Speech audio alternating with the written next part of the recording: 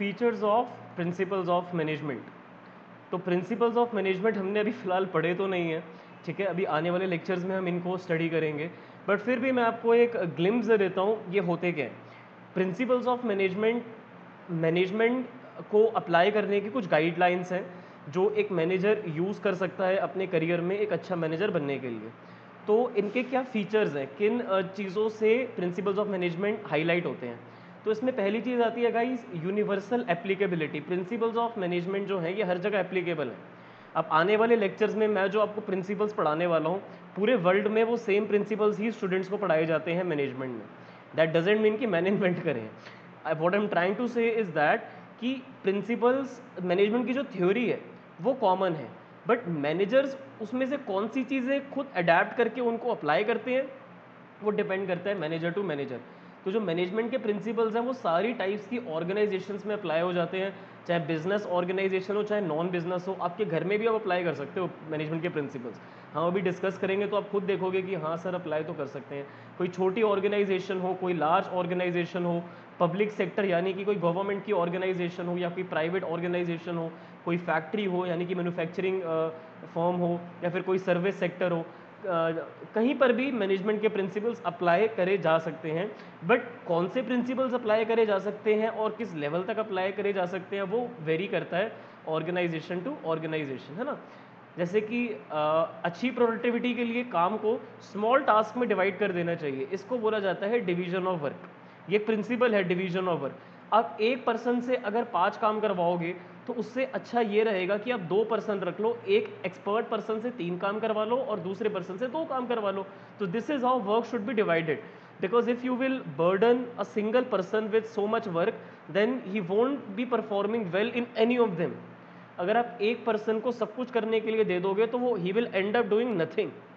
So that it will be better if you divide the work among people for better productivity.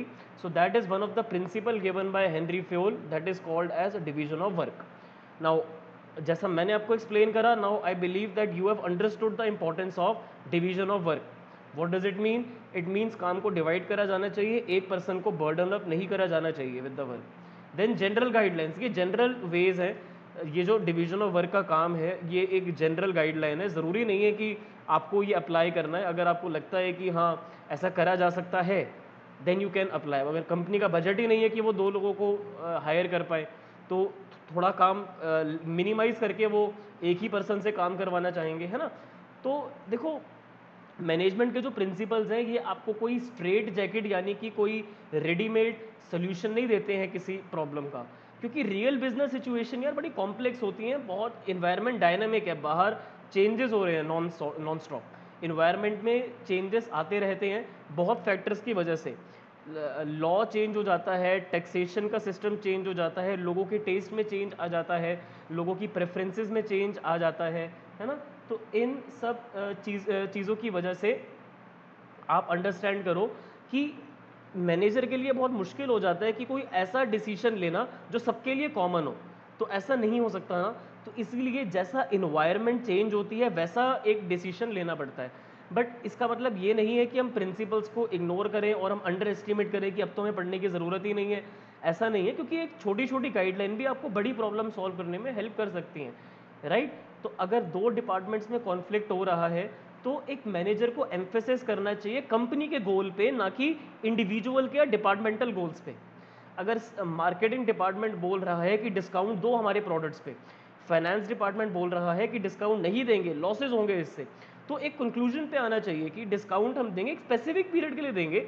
It is not a 12 month discount कि हम पूरे 12 महीने हम discount देके बैठे हुए हैं 365 days. It's not like that, just for a short time period. Let's suppose अभी फेस्टिवल आने वाले हैं तो फेस्टिवल टाइम में डिस्काउंट दे देते हैं, तो ये एक स्ट्रैटेजी हो सकती है जिससे फ्यूचर में सेल्स बूस्ट हो। तो एक कंक्लूजन पे आना पड़ेगा ना, ठीक है। तो इसीलिए हम ऑर्गेनाइजेशन के गोल को प्रायोरिटी दे रहे हैं, ना कि डिपार्टमेंटल गोल को। मार्केटिंग वालों को अपने ऊपर प्रायोरिटी नहीं देनी, फाइनेंस वालों को अपने ऊपर प्रायोरिटी नहीं देनी। उनको प्रायोरिटी किस चीज़ पे देनी है?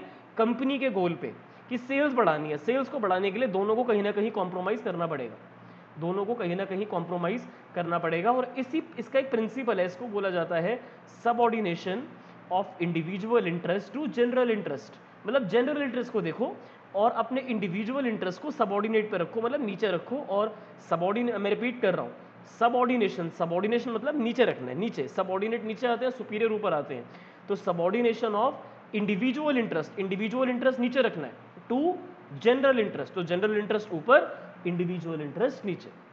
ठीक है, तो जो डिपार्टमेंट्स है उनका इंडिविजुअल इंटरेस्ट है उनको नीचे रखो, और आपका जो जनरल गोल है उसको आप सुपीरियर लेवल पे रखो। ठीक है सर।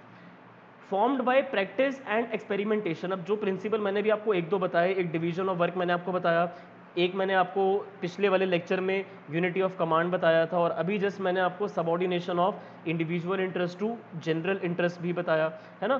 तो ये सब प्रैक्टिस और एक्सपेरिमेंट के बाद बनाए जाते हैं। ऐसा नहीं है कि हेनरी फेओल या फिर एफ.डब्ल्यू. टेलर के माइंड में आया कि चलो प्रिंसिपल लिखते हैं, जो माइंड में आया उन्होंने थ्योरी लिख दी।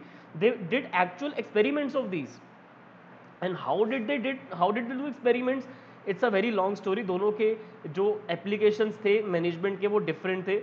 एफ.डब्ल्यू. टेलर के जो प्रिंसिपल्स थे वो उन्होंने एक फैक्ट्री लेवल पे टेस्ट करा था, एक मैन्युफैक्चरिंग फॉर्म, एक फैक्ट्री सिस्टम उन्होंने टेस्ट करा था। और जो हेनरी फेओल थे उन्होंने जनरल मैनेजमेंट को टेस्ट करा था। दोनों के प्रिंसिपल्स अलग बेसिकली इन्वायरमेंट में टेस्ट करे गए थे, बट टेस्टिंग के बाद ही उन्होंने अपना पेपर लिखा था कि इस कंपनी में हमने ये एक्सपेरिमेंट करा था और एक्सपेरिमेंट के ये रिजल्ट्स हैं कि ये प्रिंसिपल सक्सेसफुल साबित हो रहे हैं। तो अब मैनेजर्स को ये एक फ्रीडम मिल गई कि हम भी इन प्रिंसिपल्स को लगाएंगे तो शायद हमारी ऑर्गेनाइजेशन भी सक्सेसफुल हो जाएगी। तो जो प्रिंसिपल्स हैं मैनेजमेंट के, ये देखो एक्सपीरियंस के साथ और विजडम यानी कि समझदारी के साथ मैनेजर की बनाए जाते हैं। फॉर एग्जांपल, ये एक एक्सपीरियंस से पता लगा है कि जो डिसिप्लिन है ये बहुत ज़रूरी चीज़ है यार। अगर ऑर्गेनाइजेशन में डिसिप्लिन नहीं है, लोग किसी भी टाइम पे आ रहे हैं, किसी भी टाइम पे जा रहे हैं, किसी भी टाइम पे ब्रेक ले रहे हैं, तो क्या काम हो सकता है इफेक्टिवली? नहीं हो सकता ना। तो इसीलिए ये तो इनडिस्पेंसेबल है।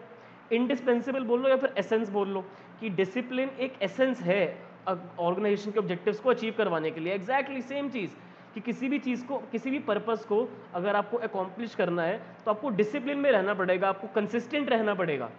आप लाइफ में जब तक कंसिस्टेंट नहीं हो तब तक आप अपने टारगेट को अचीव नहीं कर पाओगे इफेक्टिवली। तो इसीलिए जो ये डिसिप्लिन का प्रिंसिपल है, ये मैनेजमेंट की थ्योरी में लिखा गया कि भाई ज़रूरी है कि लोग डिसिप्लिन में रहें। दूसरे हैंड पे एक प्रिंसिपल देखो, अगर वर्कर्स थक जाते हैं टाइम करते हुए तो उनको रेस्ट इंटरवल देने हैं।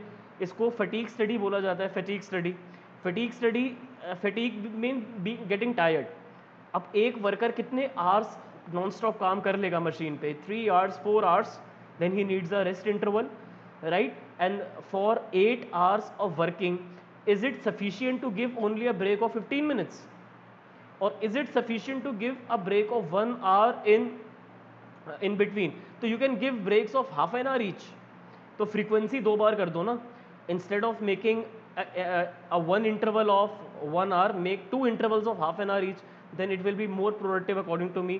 But this is a technique, by the way, fatigue study एक साइंटिफिक मैनेजमेंट की टेक्निक है, but according to F W. Taylor, जिन्होंने इस टेक्निक को इन्वेंट करा था, उन्होंने कहा था कि हर एक फैक्ट्री में सारे वर्कर्स को आप एक बार ऑब्जर्व करो कि कब वो टायर्ड फील कर रहे हैं, कब वो उनकी फटीगनेस ज़्यादा हो रही है, कब उनको रेस्ट इंटरवल की ज़रूरत है। That is the time you should be giving the rest interval. You should not give rest interval according to your own judgement, कि चलो दोपहर में 11 बजे एक इंटरवल दे देंगे और फिर 3 बजे एक इंटरवल दे देंगे। It shouldn't be like that. Interval should be given after observation and experimentation, कि हाँ अच्छा अब ये थकने शुरू हो गए हैं तो अब रिकॉर्ड कर लो कि अब इनकी प्रोडक्टिविटी कम हो रही है, ये टाइम रहेगा हमारा लंच ब्रेक का। तो जब आप उनको एक्सपेरिमेंट करने के बाद उनका एक इंटरवल फिक्स करोगे तो उनको भी बड़ा अच्छा लगेगा कि वो एक सब्जेक्ट मैटर बने स्टडी का और उनके अकॉर्डिंगली डिसीजन लिया जा रहा है ना। तो इसीलिए एक्सपेरिमेंट लिया जाना चाहिए। देखो same cheese, I have already explain you that thing, कि फैक्ट्री में एक्सपेरिमेंट करा जाना चाहिए देखने के लिए कि कब जो वर्कर्स हैं उनकी फिजिकल कंडीशन को इम्प्रूव करा जा सकता है, कितने टाइम में, क्या वो 15 मिनट में रिकवर कर रहे हैं, क्या वो हाफ एन आवर में रिकवर कर रहे हैं। अब इस चीज़ से उनका स्ट्रेस भी रिड्यूस होगा, इस चीज़ की वजह से उनका स्ट्रेस भी रिड्यूस होगा, और जब आपके पास स्ट्रेस नहीं होता तब लाइफ बहुत पीसफुल रहती है। जब लाइफ में किसी के स्ट्रेस नहीं चल रहा होता, that is the time you want कि टाइम ऐसे ही चलता रहे। बट लाइफ में अप्स एंड डाउन्स आते रहते हैं, तो यू शुड नेवर वरी अगर कभी कोई प्रॉब्लम भी चल रही है तो, बिकॉज सोल्यूशन हर एक चीज़ का होता है, कुछ चीज़ों का सोल्यूशन टाइम से आता है। तो ऐसे ही वर्कर्स को भी ज़रूरत होती है अपना स्ट्रेस कम से कम रखने की, लगातार काम करते रहेंगे तो स्ट्रेस बढ़ जाएगा, तो इसलिए give them a break. Flexible होने चाहिए प्रिंसिपल्स, ऐसा भी नहीं होना चाहिए कि एक प्रिंसिपल आपने अप्लाई कर दिया तो वो फिक्स हो गया। डिसिप्लिन है कि सब लोग 8 बजे ही पहुंचेंगे, बट कुछ लोग कंप्लेन कर रहे हैं कि सर हमारा घर बहुत दूर है, आते आते इतना ट्रैफिक होता है, हम 6 बजे भी निकल जाते हैं, तब भी हमें पहुंचते पहुंचते 8:15 हो जाते हैं। What is the solution of that? तो ये फ्लेक्सी, तो इसीलिए ऐसा हो जाना चाहिए। टाइम आप 8:30 कर दो ना, अब टाइमिंग 8:30 कर दो, डिसिप्लिन ही तो रखना है ना, थोड़ा सा चेंज कर दो उसको। तो जो मैनेजमेंट के प्रिंसिपल्स है, ये रिजिड प्रिस्क्रिप्शन नहीं है। जैसे डॉक्टर हमें प्रिस्क्रिप्शन देता है कि ये दवाई सुबह शाम को खानी ही खानी है, तो वो रिजिड प्रिस्क्रिप्शन है कि दवाई खानी है तो खानी है without any excuse. But management के प्रिंसिपल्स ऐसी कोई दवाई नहीं है जो आपको यूज़ करने ही करने हैं, राइट? तो ज़रूरी नहीं है कि absolutely you need to follow them, ये फ्लेक्सिबल है और आप इनको मॉडिफाई कर सकते हो सिचुएशन के अकॉर्डिंगली, राइट? तो एक मैनेजर के पास एनफ डिस्क्रिशन है, उसको जैसा प्रिंसिपल मॉडिफाई करके अप्लाई करना है वो कर सकता है। Degree of concentration of authority, कितनी पावर उसको खुद रखनी है और कितनी पावर उसको अपनी टीम के साथ शेयर करनी है, कि जो जो डिसीजंस आप ले सकते हो और कौन कौन से डिसीजन आप मुझसे पूछ के लोगे, तो वो उसका जो डिफरेंस रहेगा वो एक मैनेजर को प्रॉपरली ले डाउन करना है, ठीक है? तो ये डिपेंड करता है सिचुएशन पे, सर्कमस्टांस पे, हर एक कंपनी के ऊपर डिपेंड करता है कि किनका क्या ऑर्गेनाइजेशन का स्ट्रक्चर है, कौन कौन सी पोजीशंस है, कौन कौन सी डेजिग्नेशन है, कौन पर्सन क्या कर रहा है, किसकी कितनी अथॉरिटी है, तो उसके अकॉर्डिंगली डिसाइड करा जाता है कि कौन से डिसीजन सेंट्रलाइज रहेंगे। सेंट्रलाइज मतलब होता है कि जिसको भी पूछना है वो यहाँ पर आके पूछो सेंट्रल में, यहाँ से परमिशन जब तक नहीं मिलेगी आगे नहीं बढ़ सकते। डिसेंट्रलाइज का मतलब होता है कि सेंटर में आने की जरूरत नहीं है, जिसको जैसा ठीक लगे वैसा करो। That's what centralization and decentralization mean. Now, mainly behavioral. देखो, एक मैनेजर है जो डिसिप्लिन अप्लाई करता है, एक मैनेजर है जो डिसिप्लिन अप्लाई नहीं करता, तो किसका बिहेवियर यहाँ पर थोड़ा अच्छा साउंड कर रहा है? जो मैनेजर डिसिप्लिन रखता है। तो मैनेजमेंट के जो प्रिंसिपल्स हैं वो मेनली मैनेजर्स के बिहेवियर को हाईलाइट करते हैं कि कौन सा मैनेजर कौन सा प्रिंसिपल अडॉप्ट कर रहा है, क्योंकि ये ह्यूमन बीइंग से रिलेटेड है ना, ये ह्यूमन बीइंग से related, they are related to human behaviour, they are mainly related to human behavior. If you are applying unity of command, because your behavior is in favor of that principle, तो management के principles लोगों की behaviour के accordingly apply करे जाते हैं। तो management के जो प्रिंसिपल्स हैं वो ह्यूमन बिहेवियर पे इन्फ्लुएंस करते हैं। अब अगर यूनिटी ऑफ कमांड नहीं अप्लाई हो रहा, एक पर्सन को 2 लोगों से ऑर्डर मिल रहा है, तो उसका बिहेवियर तो बहुत नेगेटिव हो जाएगा कि मुझे आपने कुछ और बोला था, मुझे मेरे दूसरे वाले बॉस कुछ और बोल रहा है, मैं किसकी बात मानूं, मुझे बताओ। तो इससे उनका बिहेवियर जो है वो नेगेटिव वे में इन्फ्लुएंस हो रहा है। तो इसीलिए जो प्रिंसिपल्स ऑफ मैनेजमेंट है वो बिहेवियर को इन्फ्लुएंस करते हैं। तो ऐसा नहीं है कि ये प्रिंसिपल्स जो हैं वो कुछ थिंग्स पे और फिनोमिना पे चलते हैं। ये बेसिकली एम्फेसिस की बात है कि अगर आपको ये प्रिंसिपल ठीक लगता है तो आप उस पर एम्फेसिस दो, अगर आपको वो प्रिंसिपल ठीक नहीं लगता है तो आप उस पर एम्फेसिस मत दो। और जो ये प्रिंसिपल्स हैं इससे अंडरस्टैंडिंग समझ में आती है कि लोग कैसे मटेरियल यूज़ करते हैं ऑर्गेनाइजेशन में, मशीन को कैसे यूज़ कर रहे हैं, रॉ मटेरियल को कैसे यूज़ कर रहे हैं, बाकी के रिसोर्सेज कैसे यूज़ कर रहे हैं, इलेक्ट्रिसिटी कितनी यूज़ कर रहे हैं, ऑयल कितना यूज़ कर रहे हैं, लेबर कितनी यूज़ कर रहे हैं, ठीक है? तो ये डिसीजंस ह्यूमन बीइंग्स लेते हैं और ये सब रिसोर्सेज हैं। तो कितने आप रिसोर्सेज को यूज़ कर रहे हो अपनी जजमेंट के अकॉर्डिंग, अपनी नॉलेज के हिसाब से, वो आपकी स्किल के ऊपर डिपेंड करता है। अब अगर आप प्लान कर रहे हो कि एक फैक्ट्री का लेआउट क्या होगा, मतलब सीईओ कौन होगा और उसके अंडर कौन सी डेजिग्नेशंस होगी, कौन क्या क्या करेगा, तो ऑर्डर लाइंस में देखना पड़ेगा कि जो वर्क फ्लो है, मतलब एक्टिविटीज़ होने वाली हैं, वो मैच होनी चाहिए कि कितना मटेरियल हमारे पास है और कितने लोग हमारे पास हैं। बिकॉज अगर आप ज़्यादा डिमांड कर लोगे कि हमें ये भी चाहिए, हमें ये भी चाहिए, ये भाई उतने हमारे पास फाइनेंसेस होने चाहिए, हमारे पास प्लेस होनी चाहिए, हमारे पास उतनी खुद के पास स्किल होनी चाहिए, तभी जाके हम ऑब्जेक्टिव को अच्छे से अचीव कर पाएंगे। Then cause and effect relationship, अगर आप किसी प्रिंसिपल को अप्लाई कर रहे हो तो पहले आपको एक कॉज पता लगता है कि देखो ये वजह है और इसका इफेक्ट लेना है, ये प्रिंसिपल लगा देते हैं, ये प्रिंसिपल लगा देते हैं। लोग टाइम पे नहीं आ रहे तो ये कॉज है, इसका इफेक्ट क्या लगाते हैं, प्रिंसिपल अप्लाई कर दिया। तो मैनेजमेंट के जो प्रिंसिपल्स है वो कॉज एंड इफेक्ट रिलेशनशिप को समझाते हैं। अब अगर हमने प्रिंसिपल लगा दिया तो उसका इफेक्ट क्या आएगा कि लोग टाइम पे आना स्टार्ट हो जाएंगे। तो जो प्रिंसिपल्स ऑफ मैनेजमेंट है ये एस्टैब्लिश करना चाहते हैं कॉज एंड इफेक्ट, ठीक है? The principles of management are less than perfect. देखो ये परफेक्ट तो नहीं होते हैं क्योंकि ये ह्यूमन बिहेवियर पे अप्लाई करे जाते हैं, और ऐसा कोई प्रिंसिपल नहीं है जो हर एक मैनेजर को अच्छा लगे। हर एक मैनेजर अपने हिसाब से प्रिंसिपल को अप्लाई करता है। रियल लाइफ में सिचुएशंस इतनी मिलती जुलती नहीं होती हैं जैसे आप प्रिंसिपल्स देखोगे उनसे। तो इसीलिए एक accurate cause and effect relationship को एस्टैब्लिश करना थोड़ा सा मुश्किल हो जाता है, क्योंकि नहीं पता यार कि अगर आप एक गाइडलाइन बना रहे हो कि डिसिप्लिन में सबको 8 बजे आना है, तो क्या गारंटेड इफेक्ट है कि सब लोग 8 बजे आ जाएंगे? नहीं है ना। तो ये डिफ़िकल्ट है जानना कि हमने जो क्राइटेरिया रखा उसका इफेक्ट एश्योर्ड जो है हमें वो आएगा या नहीं आएगा। बट जो प्रिंसिपल्स ऑफ मैनेजमेंट है ये तो हेल्प तो कर रहे हैं ना कहीं कि हाँ सबको एक टाइम पर आना है, कहीं ना कहीं तो यूज़फुल ये हुआ। ठीक है, तो और इमरजेंसी में अगर किसी मैनेजर को कोई चार्ज लेना पड़े, कोई पोजीशन लेनी पड़ गई, तो पहले से ही प्रिंसिपल्स लेट डाउन होंगे, फॉलोड अप होंगे, तो दिक्कत नहीं आएगी। कंटिंजेंट, डिफरेंट सिचुएशन में डिफरेंट प्रिंसिपल्स को लगाना पड़ जाता है, डिफरेंट सिचुएशन में डिफरेंट प्रिंसिपल को अप्लाई करना पड़ जाता है। The application of principles of management is contingent और dependent upon the prevailing situation. Contingent का मतलब होता है डिपेंड्स अपॉन द सिचुएशन। जो एप्लीकेशन है इनका वो चेंज करना पड़ता है एज पर द रिक्वायरमेंट। अगर आपकी ऑर्गेनाइजेशन में 20 लोगों की टीम हो गई, तो क्या एक पर्सन उनको मैनेज कर सकता है? नहीं कर सकता ना। तो यूनिटी ऑफ कमांड को वॉयलेट करना पड़ेगा, हटाना पड़ेगा, और हमें कम से कम 2 बॉस रखने पड़ेंगे, 10 लोगों ईच के लिए, राइट। तो रिक्वायरमेंट है, तो यूनिटी ऑफ कमांड वॉयलेट हो गया। अब 20 लोगों को इन 2 लोगों में से कोई भी ऑर्डर दे सकता है, तो इसलिए कंटेंजेंट हो गया, तो चेंज करना पड़ गया। ठीक है, अब for example employees deserve fair and just remuneration.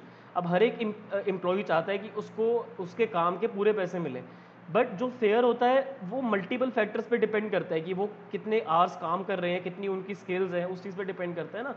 तो और कंपनी की कितनी कैपेसिटी है पे करने की, और कितना वेज रेट चल रहा है इकोनॉमी में, तो ये सब देखा जाता है किसी की भी वेज रेट फिक्स करने से पहले। किसी को ये थोड़ी है कि फेयर के नाम पर हम कंपनी के लॉस पे किसी को वेजेस दे देंगे जबकि वो उतना काम भी नहीं कर रहा। अब जितना जिससे काम करवा रहे हो उसको जितना वो डिजर्व करता है उतने पैसे उसको मिलने चाहिए। So these were the features of principles of management. इसको याद रखने के लिए पीएम फ्लेक्सिबल यूजीसी, ये फीचर्स ऑफ मैनेजमेंट नहीं है, ये features of principles of management है, ध्यान रखना। ठीक है, हेडिंग हमने क्या रखी थी? प्रिंसिपल्स ऑफ मैनेजमेंट के फीचर्स, तो उसके ये फीचर्स है। पीएम फ्लेक्सिबल यूजीसी, यू से है इनका यूनिवर्सल एप्लीकेबिलिटी है, जी से है आपका जनरल गाइडलाइंस है, सी से भी पीछे पढ़ के आए हो कंटिंजेंट। फ्लेक्सिबल होते हैं, मेनली बिहेवियरल होते हैं, based on practice and experimentation होते हैं। ठीक है, तो पीएम फ्लेक्सिबल यूजीसी है features of principles of management. PM flexible UGC, flexible पूरा वर्ड है। पी से है आपका प्रैक्टिस एंड एक्सपेरिमेंटेशन, एम से है मेनली बिहेवियरल, यू से है यूनिवर्सली एप्लीकेबल होते हैं, जी से आपका जनरल गाइडलाइन होते हैं, सी से कंटिंजेंट होते हैं। Stop the recording now.